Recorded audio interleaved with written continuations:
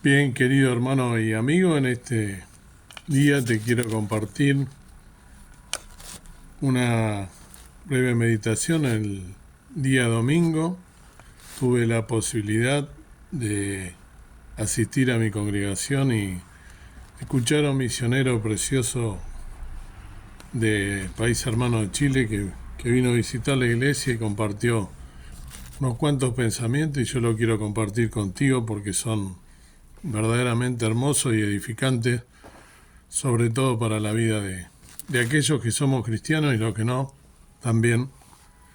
El misionero se llama Ricardo Rodríguez y es un siervo precioso, tiene unos cuantos años, tanto de edad como de servicio al Señor. Así que quería compartir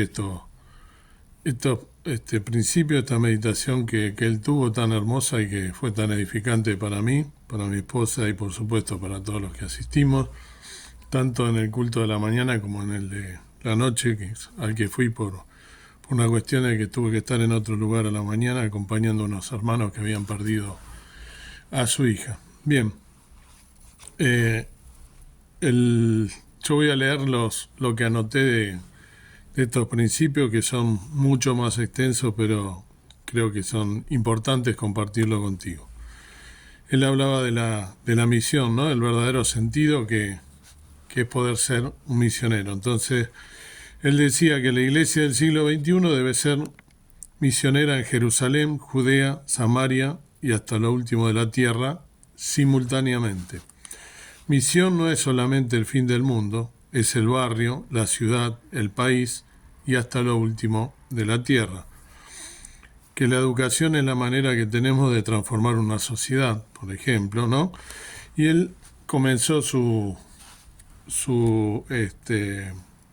charla o su meditación, además de lo que dije recién, basado en el Evangelio de San Mateo 5, 13 y 14, tan conocido, ¿no? Donde el Señor nos dice, ¿no? Vosotros sois la sal de la tierra, ¿no? Y donde nos dice también que nosotros somos la luz del mundo. Esto lo voy a leer textual porque es hermoso, por supuesto, este pasaje tan conocido de las Sagradas Escrituras. Y él justamente se basaba en esta, para comenzar su exposición, ¿no? O compartir la palabra, lo hizo con este versículo tan hermoso y tan conocido de la Biblia. Decía recién San Mateo 5:13, perdón, pero lo tenía y se me corre, acá está. San Mateo 5:13, vosotros sois la sal de la tierra, y si la sal se desvaneciere, ¿con qué será salada? No vale más para nada, sino para ser echada fuera y hollada de los hombres. Vosotros sois la luz del mundo. Una ciudad asentada sobre un monte no se puede esconder. Ni se enciende una lámpara y se pone debajo de un almud, mas sobre el candelero, y alumbra a todos los que están en la casa. Así alumbre vuestra luz delante de los hombres, para que vean vuestras obras buenas y glorifiquen a vuestro Padre que está en los cielos. Entonces, cuando Jesús vino al mundo, dijo lo siguiente: arrepentíos porque el reino de los cielos se ha acercado. Esto no fue una frase poética, realmente algo ocurrió cuando Jesús vino, algo cambió, que las leyes de Dios se acercaron a la tierra. Hubo un cambio de paradigmas, hubo un cambio de maneras de pensar. Y hoy quisiera animarles, cuando estamos hablando de misiones, cuando estamos hablando de predicar el Evangelio, que no solo nos concentremos, aunque esto es muy importante, en hablarles a otras personas de Cristo.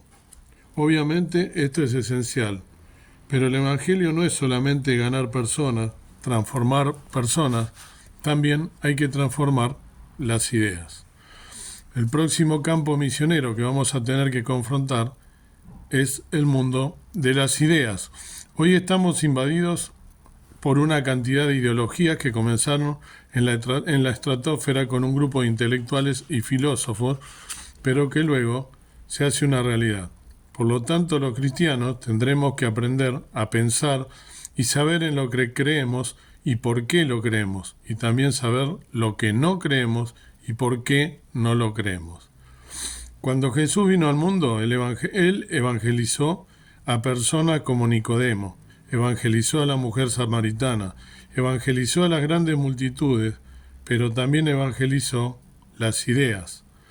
Oísteis que fue dicho, amarás a tu prójimo y aborrecerás a tu enemigo. San Mateo 5, 43 y 44, ¿no? Oíste que fue dicho, amarás a tu prójimo y aborrecerás a tu enemigo. Mas yo digo, amad a vuestros enemigos, bendecid a los que os maldicen, haced bien a los que os aborrecen y orad por los que os ultrajan y os persiguen. Entonces ahí oíste que fue dicho, ¿no? Y aborrecerás a tu enemigo, que era la idea preponderante en la sociedad. Y cuando él dice, cuando Jesús dice, más yo digo, ¿no? Es una conjunción adversativa. Voy a cambiar la manera de pensar. Allí se produce un cambio en las ideas. ¿Qué día le gustaba sanar a Jesús? El sábado, ¿verdad? Cada vez que sanaba el sábado tenía un problema. Mi pregunta es, ¿por qué no sanaba los miércoles, o los martes, o cualquier otro día? Si hubiera ahorrado unos cuantos problemas. ¿Pero qué estaba haciendo él? Estaba desafiando las ideas. Si a ustedes se les cae un animal en un pozo un día sábado, ¿esperan al otro día para sacarlo? Le preguntaba, ¿no? A quienes pensaban de esa manera y lo juzgaban por curar en sábado. No, yo tampoco espero para hacer el bien el día sábado. Comía con los pecadores. Se supone que los justos comen con justos. Dime con quién andas, ¿no? Y te diré quién eres, el refrán popular. Pero Jesús dice, no, yo voy a comer con los pecadores porque vine a salvar lo que se había perdido. Y los sanos no tienen necesidad de médicos, sino los enfermos. Les estaba produciendo un cambio en su estructura mental, estaba cambiando sus paradigmas. ¿Y los niños qué valían en ese tiempo? ¿Qué valían en ese tiempo los niños? Casi que molestaban. Dejad a los niños que vengan a mí, porque es de los tales es el reino de los cielos, le dice Jesús. ¿Qué valía la mujer en la cultura greco-romana y judía? Poco y nada. Pero Jesús fue el primer maestro de la antigüedad que tuvo discípulos mujeres, ¿no? En San Lucas 8, 2 y 3 lo encontramos esto, ¿no? San Lucas 8, 2 y 3 dicen, ya lo tengo, dicen las escrituras en San Lucas 8, 2 y 3, y algunas mujeres que habían sido curadas de los malos espíritus y de enfermedades, María, que se llamaba Magdalena, de la cual había salido 7 demonios, y Juana, mujer de Chuza, procurador de Herodes, y Susana, y otras muchas que le servían de sus haciendas. Entonces, Susana, Juana, María Magdalena, María de Betania, y muchas otras que inclusive le servían con sus bienes, lo acabo de leer. ¿Cómo se le ocurre hacer semejante barbaridad?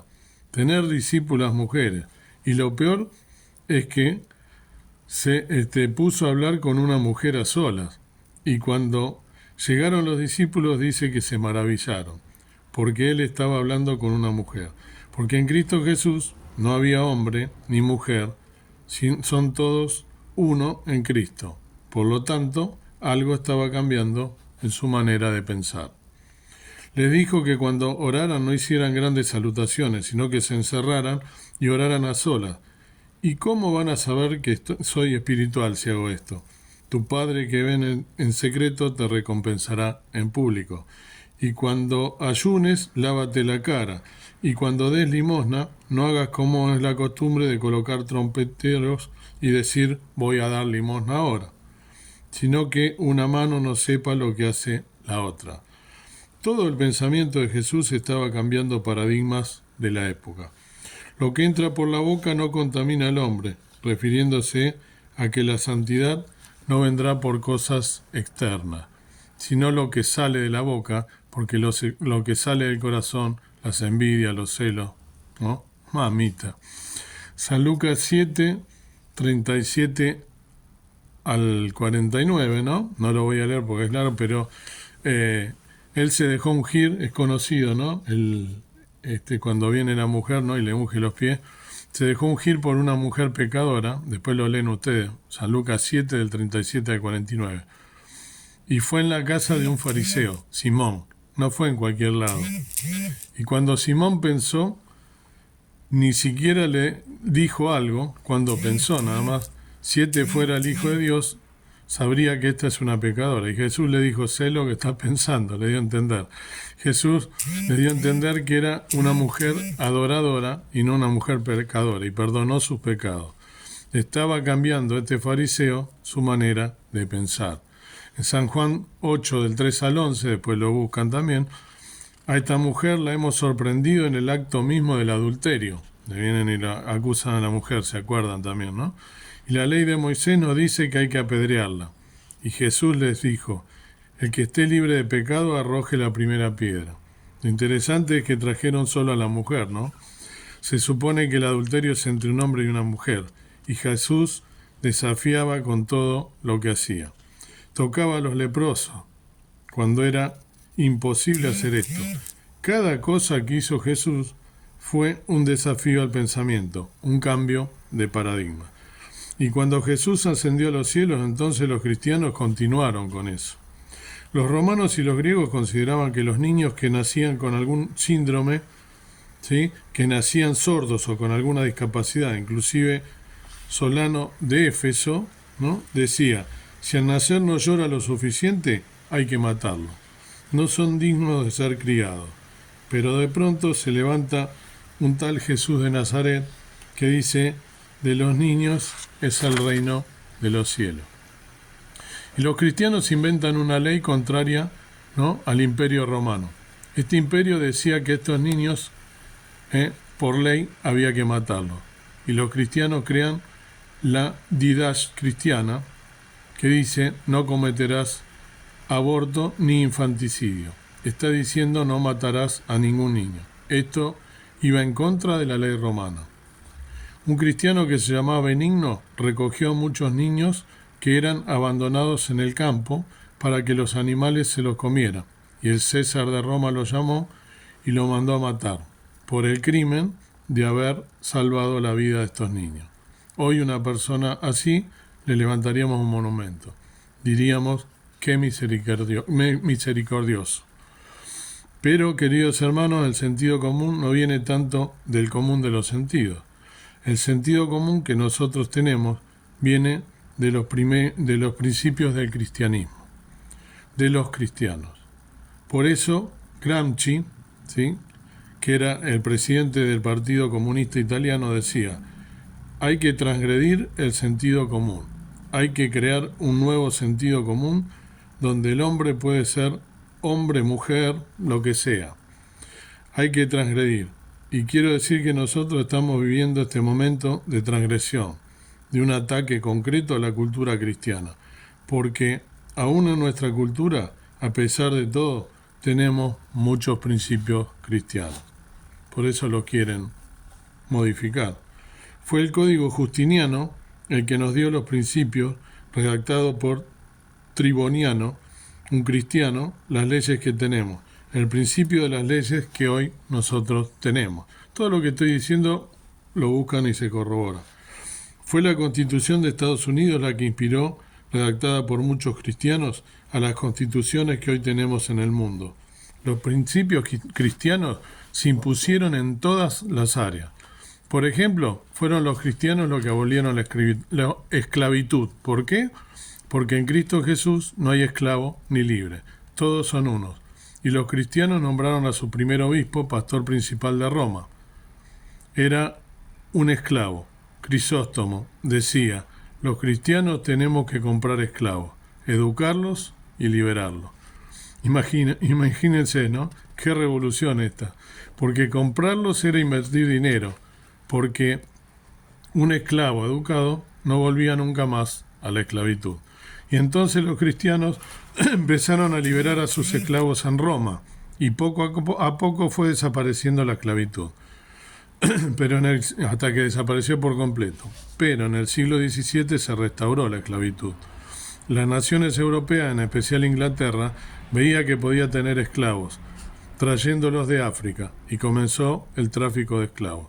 Y allí se levantó un hombre llamado William Wilberforce, y este hombre quería ser pastor evangélico, pero un grupo al cual pertenecía, que llamaban los Clapham, le indicaron que no hiciera eso, que se metiera, ya que tenía la oportunidad de estar en el Parlamento inglés y luchara contra la esclavitud. Luchó 30 años. Algunas batallas duran muchos años. Y tendremos que ser perseverantes, pero en el año 1833 él lo consiguió. Inglaterra abolió la esclavitud por ley. 2 días después, William Wilberforce falleció. Se fue a la presencia del Señor y había cumplido su misión. Y sus palabras fueron en su diario: gracias al Señor que me ha permitido ver el día en que Inglaterra está dispuesta a pagar 20 millones de libras esterlinas para liberar a los esclavos, que era la mitad del PBI de ese país en ese momento, porque había que indemnizar a los esclavistas. Y como Inglaterra era la dueña del mundo, en esos momentos, influyó prácticamente, impuso que todos los países de Europa hicieran lo mismo. Y se terminó con la esclavitud por obra de cristianos que estaban allí. Los niños, volvemos a los niños que eran débiles y que eran asesinados cuando los cristianos dejaron de ser perseguidos. Esto fue en el año 311 que dejaron de ser perseguidos, y en el año 374 se levantaron y cambiaron la ley, y la nueva ley decía: cualquiera que matare a un niño, cualquiera fuera su condición, será culpable del crimen de infanticidio, y cualquiera que abandone a un niño será culpable del crimen de abandono.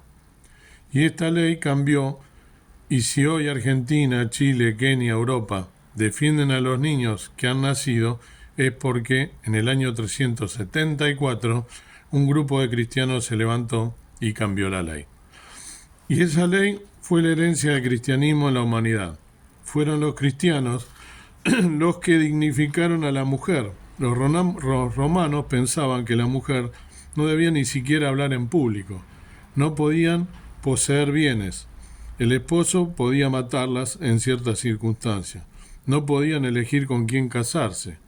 Y los cristianos crearon un código que se llamó el Código Teodosiano, y ese código comenzó a cambiar las pautas y las leyes, a punto tal que eliminó la institución del pater familia y le dio a la mujer por primera vez en la historia el derecho a elegir con quién casarse.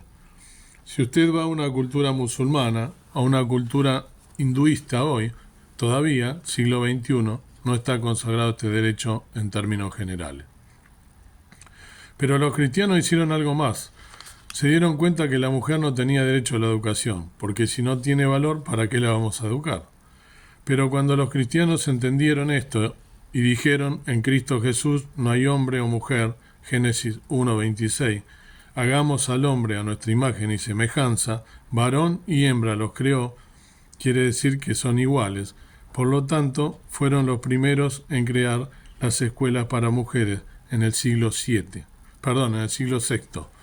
Los romanos y griegos no tenían escuelas para mujeres. Algunas reinas como Cleopatra tenían sus tutores particulares, pero no escuelas. Fueron los cristianos los que entendieron el valor de la vida, porque a los romanos entendían que cuando se sentía frustrado o derrotado, tenían un dicho entre ellos: córtate las venas, y se cortaban las venas. Habrán visto esto en las películas romanas. Pero ahora, ¿sí? Hay un nuevo paradigma. La vida no te pertenece, le pertenece a Dios. Y por lo tanto no puedes ponerle término a la vida cuando quieras. Fueron los cristianos, por lo tanto, los que abolieron una institución que se dedicaba a matar gente. Era el circo romano. Cuando los gladiadores peleaban entre sí, el vencedor colocaba la espada en el cuello del vencido y preguntaba al César: ¿quiere que viva? ¿Quieres que viva? El César le preguntaba a la gente que estaba en el Coliseo, ¿no? ¿Quieren que viva o que muera? Que viva, ¿no? Levantaba el pulgar, que muera, lo bajaba. El dedito siempre iba hacia abajo. porque al débil había que ayudarlo a morir. Era la filosofía estoica. El mundo era de los fuertes. Una filosofía que luego a tomar Nietzsche, después, y dice, el mundo es de los fuertes y a los débiles hay que ayudarlos a perecer. Hay que formar una raza de gobernantes. Y entonces fue muy interesante porque los cristianos comenzaron a decir exactamente lo contrario. Y en el año 395, bajo el emperador cristiano Teodosio, abolieron los circos romanos de Oriente. Y en el año 404, bajo el imperio de Honorio, terminaron con los circos romanos de Occidente. Porque algunos piensan que el circo romano es el que está en Roma, el Coliseo. No, circo romano es una institución y había muchos circos romanos, y los cristianos terminaron para siempre con esto. Y como daban mucho valor a la vida, crearon otra institución que se llamó los hospitales. El primer hospital fue creado en el año 369 por un cristiano llamado Basilio, y el primer hospital en Roma en el año 380 por una mujer llamada Fabiola. Era interesante la historia de Fabiola porque era una mujer pagana, viuda, con mucha plata, y se entregó al Señor. Jerónimo la discipuló y empleó todo su dinero para levantar el primer hospital en Roma. Así que todos los hospitales que ustedes conocen vienen del cristianismo. ¿Por qué? ¿En qué se inspiraron? Los romanos y griegos no tenían hospitales. Tenían otras instituciones que cuidaban de los soldados, de los esclavos, pero no del público en general. Hospital. ¿De qué palabra les parece que viene? De hospitalidad. ¿Qué era un hospital? ¿Qué debería ser hoy? Un lugar donde se brinda hospitalidad a alguien que está en un momento de debilidad física. De ahí salen los hospitales, porque tuve hambre y me diste de comer, tuve sed y me diste de beber. Estuve enfermo y me visitaste. ¿Se da cuenta? Este concepto bíblico de caritas que los romanos no tenían es el que va a inspirar el nacimiento de los hospitales. ¿Sí? Voy a cortar el video acá porque falta y voy a hacer una segunda parte que va a ser la continuación para seguir con las ideas que expresó este hermano querido, este misionero, como dije, Ricardo Rodríguez.